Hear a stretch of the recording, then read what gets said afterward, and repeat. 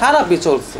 আমাদেরকে আর কি কে দিব? দাদা আমাদেরকে এই নিয়ে অনেকবার দিয়েছে, যখনই আসি তখনই দেয়, দাদা কখনো ফিরায় দেন আসে। তৃতীয় লিঙ্গের জনগোষ্ঠী যারা আছে ওরা আসলে সকলে এই মুহূর্তে কষ্টে আছে।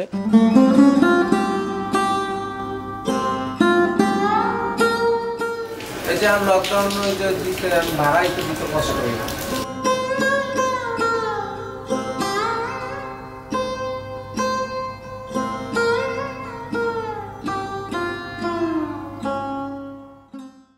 আমাদের অবস্থা করুন, না খায় মরতেছি লকডাউনের সময়।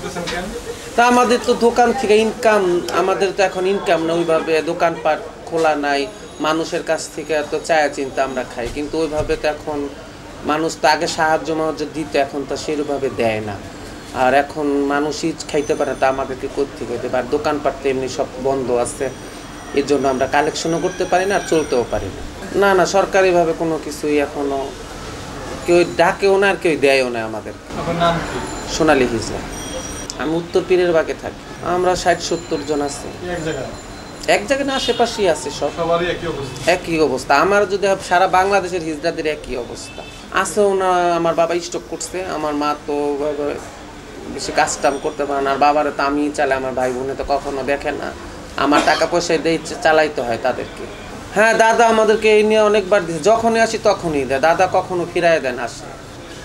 আল্লাহ তারে দিছেও, আমাদেরকেও দেয়, আল্লাহ গরিব মানুষকেও দেয়, তার আল্লাহ এইভাবেই দিতেছে, সব দিক দিয়ে আল্লাহ তারে দিতেছে, আমাদেরকে দিতেছে, আমরা খাইতেছি, তার জন্য দোয়া করতেছি। চাল দিচ্ছে, ডাল তেল দিল, আবার 1000 টাকা দিল। 100 কেজি দিছে, আর তেল দিছে 5টা, ডাল দিছে নাহলেও 10 কেজি হইব। সে আমাদেরকে যখন আসি তখন কখনো 500 দিক 1000 দিক দেয়, তো ঈদের সময় আসি 2000 দেয়, 500 দেয়, 1000 দেয়, যখন আমি ফিরাই দেয় না কখনো। আমার আইলে সবসময় হেল্প করে সে। আমি আমার বলতে না, আমাদের গ্রুপে যারাই আসে তার কাছে তখনই তার কাছ থেকে হেল্প পায়। না না, কখনো ফিরায় না। সরকার আমাদের 600 টাকা ভাতা দেয়, সেটাও বন্ধ করে দিছে। সেটা দিলেও তো আমরা চলতে পারতাম না। খারাপই চলছে। আমাদেরকে আর কি কে দিব? সরকারি লোক তো আমাদেরকে কখনো 1 কেজি চাল কিংবা ডাইলও দেয় না। লকডাউন দেয় এখন আমাদের দেশে একটা করোনা ভাইরাস আসছে, এই জন্য লকডাউন দেয়, মানুষকে বাঁচার জন্য, ভালো থাকার জন্য। সেটা তো আমরা মানতেছি না। সেটার জন্য সবাই ভালো থাকুক, দোয়া করি, আর সবাই যেন দূরত্ব বজায় করে চলে, এটাই আমার কাছে চাওয়া পাওয়া। তাদের উদ্দেশ্য বলবো যে আমার মতন অসহায় যারা আছে আমাদের গ্রুপে, তৃতীয় লিঙ্গের লোক, সবাইকে আপনারা হেল্প করুন, কিছু কিছু খাবার দিন, মানুষ বাঁচুক। আমারও দেন, গরিব মানুষকেও দেন, সবাই খায়া বাঁচুক, এইটাই আমি চাই। গত 1 বছর ধরে আসলে আমাদের সকলের অবস্থায় খারাপ বলবো, কারণ অনেকেরই চাকরি নেয়, ব্যবসা বাণিজ্য নেয়, সকলেই আমরা খারাপ পরিস্থিতির মধ্যে আছি। সেক্ষেত্রে একটা বিশেষ জনগোষ্ঠী আছে, যেমন আমাদের তৃতীয় লিঙ্গে যারা আছে, ওরা কিন্তু অনেক কষ্টে আছে, কারণ ওরা যেহেতু আমাদের ব্যবসা বাণিজ্য দোকানপাট বন্ধ, আমাদের চলতেছে না, সেক্ষেত্রে ওরা তো আমাদের কাছ থেকে চেয়ে বা আমাদের কাছ থেকে আবদার করে নিয়ে তারপরে চলে। তো আমি বলবো যে তৃতীয় লিঙ্গের জনগোষ্ঠী যারা আছে ওরা আসলে সকলে এই মুহূর্তে কষ্টে আছে। তো আমার হৃদয়বান আমি বলবো আমাদের সকলের উচিত, গরিব দুস্থ মানুষ যারা রাস্তায় আছে বা যারা বিভিন্ন কষ্টের দুঃখের মধ্যে আছে, আমরা কিন্তু সবাই, আমি বলবো সাহায্য করতেছি, আমরা যে যেমন পারতেছি সবাই সাহায্য করতেছি। কিন্তু আমার কাছে মনে হয় যে তৃতীয় লিঙ্গের যারা আছে ওরা একটু একপাশিয়া হয়ে গেছে, ওরা সাহায্য এই মুহূর্তে পাচ্ছে না বা তেমন সাহায্য আমাদের কাছ থেকে পায় নাই। আমাদের যে মানুষ যারা আমরা হৃদয়বান আছি, যারা সাহায্য করি, ওরা একটু কম পাচ্ছে, এবং ওদের চলতেও কিন্তু কষ্ট হচ্ছে। এবং ওদের টিমে, এক একটা টিমে প্রায় 50-60 জন, 100-200 জন থাকে। তো ওদের বলবো আমাদের সবারই ক্ষুদ্র ক্ষুদ্র ছোটো ছোটো পরিবার, কিন্তু ওদের পরিবারটা কিন্তু বড় থাকে, যেহেতু ওরা দলবদ্ধভাবে থাকে, তো ওদের কষ্টটা অনেক বেশি।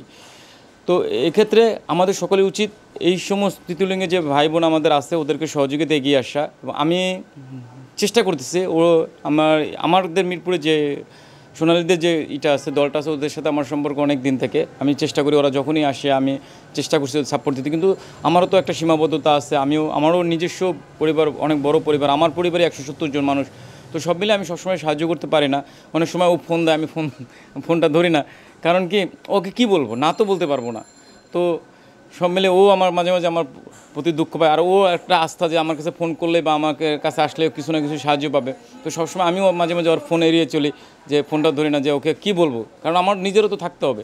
তো আমি আমার হৃদয়বান শুভাকাঙ্ক্ষী যারা আছে সকলকে অনুরোধ করব যেন এই তৃতীয় লিঙ্গের যারা আছে আমাদের পুরো বাংলাদেশ জুড়ে, শুধু বলবো না যে মিরপুরের সোনালীদের সহযোগিতা করতে, আমি বলবো আমাদের আশেপাশে আমাদের এলাকায় অত্র এলাকা থেকে শুরু করে যেখানে তৃতীয় লিঙ্গের মানুষজন আছে তাদেরকে সহযোগিতা করব। পাশাপাশি দুস্থ গরিব অসহায় মানুষ যারা আছে, রিক্সা চালক যারা আছে, যারা খেটে খাওয়া মানুষ আছে, সকলকে আমরা সহযোগিতা এগিয়ে আসবো। যদি একটা আমি যেটা বারবার সবসময় বলি যে একা কখনোই ভালো থাকা সম্ভব না। আপনার পাশের মানুষটা যদি খিদায় কষ্ট পায়, শীতে কষ্ট পায়, খাবারে কষ্ট পায়, আর আপনি যদি ভালোভাবে খাওয়া দাওয়া করেন, আপনার কিন্তু রাতে ঘুম আসবে না। কারণ যখন ওই আপনার পাশে দুস্থ মানুষটা চিৎকার চেঁচামেচি করবে, তখন সেই চিৎকার চেঁচামেচিতে খিদার কষ্টের যন্ত্রণার যে চিৎকার করবে, সেই কষ্টটা কিন্তু আমরাও ভালো থাকতে পারবো না।